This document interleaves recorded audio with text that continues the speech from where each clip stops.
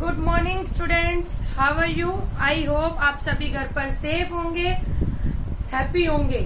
Last class में हमने chapter 1 computer stories में उसकी जनरेशन पढ़ी थी कि जनरेशन्स की डेफिनेशन, हमारी कितने टाइप की जनरेशन्स होती है। उसके अलावा फर्स्ट जनरेशन, सेकंड जनरेशन और थर्ड जनरेशन हम पढ़ चुके थे कि उनमें कौन से कंपोनेंट्स यूज होते हैं, उनकी क्या प्रॉपर्टीज है और उनके एग्जाम्पल।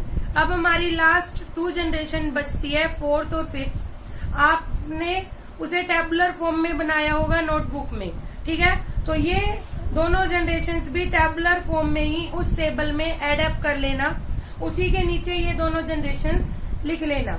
अब समझाती हूँ मैं आपको फोर्थ जनरेशन की। फोर्थ जनरेशन होती क्या है, उसमें कौन से कंपोनेंट यूज होते हैं। तो फोर्थ जनरेशन हमारी 1971 से स्टार्ट हुई थी और प्रेजेंट तक भी हम फोर्थ जनरेशन यूज कर रहे हैं हमारी डेली लाइफ के अंदर, ठीक है।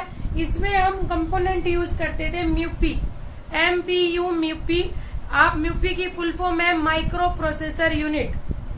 हम एज अ कंपोनेंट इसमें माइक्रो प्रोसेसर, आप जो चिप यूज करते हैं फोन में, अपने मम्मी को, पापा को, भाई को आपने चिप यूज करते देखा होगा फोन के अंदर, वो क्या होती है हमारी माइक्रो प्रोसेसर चिप।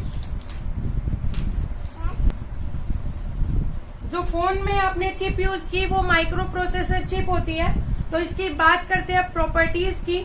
सबसे पहले हम माइक्रो प्रोसेसर यूनिट यूज करते हैं फोर्थ जनरेशन में, जो बहुत ही लाइट वेटेड। आपने उस चिप का वेट देखा है, जरा सा वेट होता है, कोई भी छोटे से बड़ा बच्चा, कोई भी इतना छोटा सा, वो बहुत लाइट वेटेड होता है और बहुत फास्ट स्पीड होती है। उसमें जो डेटा होता है उसको हम एक्सेस कर सकते हैं बहुत फास्ट। दूसरा पोर्टेबल होती है। पोर्टेबल मतलब इतनी छोटी है, इतनी लाइट वेट है कि आप एक जगह से दूसरी जगह पर लेके जा सके।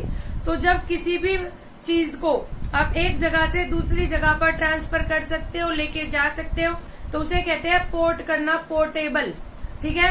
तो ये पोर्टेबल होती है और करंट में ये यूज हो रही है आज के टाइम में भी, और 1971 से अभी तक हम माइक्रो प्रोसेसर यूज कर रहे हैं, ठीक है। इसके एग्जाम्पल पर्सनल कंप्यूटर्स, मतलब आप जो अभी अपनी लैब में यूज करते हैं कंप्यूटर्स, घर पर जो आपके पास लैपटॉप है, कंप्यूटर है, डेस्कटॉप है, वो सारे फोर्थ जनरेशन की कैटेगरी में आते हैं। आया आपको समझ में। अब बात करते हैं फिफ्थ जनरेशन।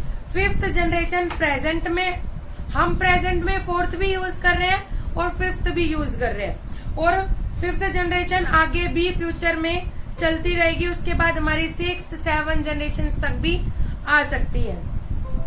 इसमें आप कंपोनेंट यूज कर रहे हैं आर्टिफिशियल इंटेलिजेंसी। अब आप सोच रहे होंगे ये आर्टिफिशियल इंटेलिजेंसी क्या होता है। तो आप सबने रोबोट देखा है, रोबोट जो खुद से काम करते हैं। रोबोट्स आजकल हर जगह यूज हो रहे हैं। साइंस फील्ड में तो रोबोट्स को बहुत ज्यादा यूज कर रहे हैं। आजकल बाहर देश में ऐसा रेस्टोरेंट्स भी बने हैं जहां रोबोट सर्व करते हैं खाना। तो रोबोट में हम ऐसी प्रोग्रामिंग फिट कर देते हैं जिससे वो खुद ऑर्डर लेता है, खुद अपने हिसाब से काम कर लेता है, मतलब एक इंसान की तरह ही वो वर्क करता है, ठीक है। इसकी प्रॉपर्टीज है still in developing stage.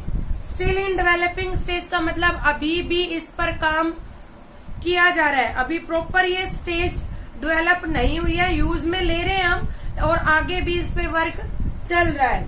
Take decision based on store data. Robots में आपने देखा है वो खुद से कुछ काम नहीं कर रहा, उसके अंदर प्रोग्रामिंग ऐसी की जाती है कि उसके अंदर जो प्रोग्रामिंग की हुई है उसके हिसाब से वो डिसीजंस लेता है। तो ये भी वही फिफ्थ जनरेशन में जो आर्टिफिशियल इंटेलिजेंसी रोबोट, इसका एग्जाम्पल है। तो इसके एग्जाम्पल में यहाँ आ जाएगा, अभी इसका कोई सिस्टम तैयार नहीं हुआ है, प्रॉपर सिस्टम। सिर्फ हम फिफ्थ जनरेशन को रोबोट्स में, साइंस लैब में यहाँ पर यूज कर रहे हैं, ठीक है। तो आपको समझ आया फोर्थ और फिफ्थ जनरेशन। फर्स्ट में हमने वैक्यूम ट्यूब यूज किया था, सेकंड में हमने ट्रांजिस्टर्स यूज किए थे,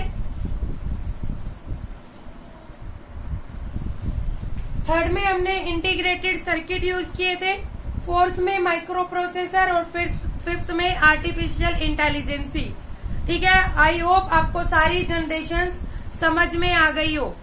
अगर आपको कोई भी डाउट है तो मुझे कमेंट करके बताना। Thank you.